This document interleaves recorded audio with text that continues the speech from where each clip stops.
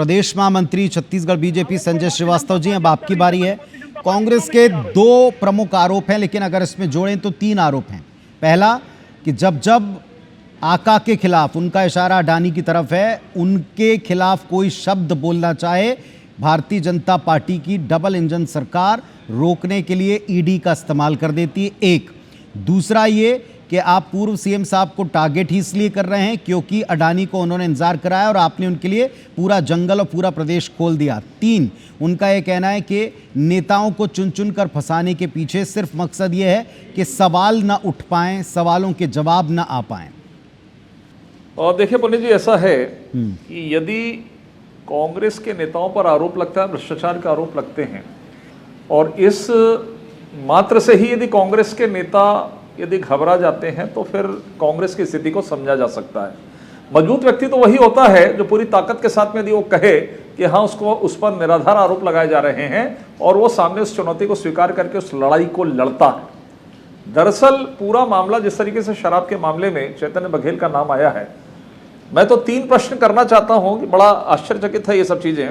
कि 3 विषय जो आए हैं कि सबसे पहले यदि हम चैतन्य बघेल जी की बात करें, यदि पुत्र मोह में भूपेश बघेल जी ने जिस तरीके से पूरे कांग्रेस को झोंका है, तो पहला सवाल यही है,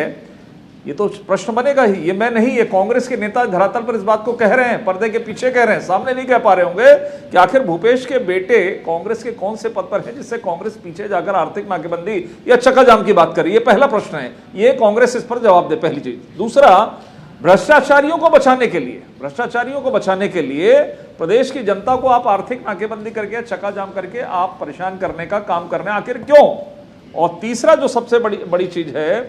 कि भारतीय जनता पार्टी ने तो जो अडानी, आज अडानी के विषय में ये नहीं कि हम उसको सेव करेंगे, हमें कोई मतलब नहीं है, हम तो बीजेपी पर जो आरोप लगा इसके लिए आज हम पत्रकार वार्ता कर रहे हैं या हम बैठ रहे हैं। दरअसल अडानी के साथ में कांग्रेस के क्या संबंध है? और पिछले 5 वर्षों में और पीछे यदि हम यूपीए 1 और 2 की बात करें तो उन 10 वर्षों में एक एक पॉइंट के साथ में हमने कल प्रेस कॉन्फ्रेंस किया, आज भी मैं इस पर चर्चा कर सकता हूं कि आपने यहां से तमाम प्रकार के परमिशन दिए, माइनिंग का परमिशन दिया, यहां से फॉरेस्ट के लिए क्लियरेंस जा रहा है, पर्यावरण के लिए क्लियरेंस के लिए भूपेश बघेल जी की चिट्ठी जा रही है। ये तमाम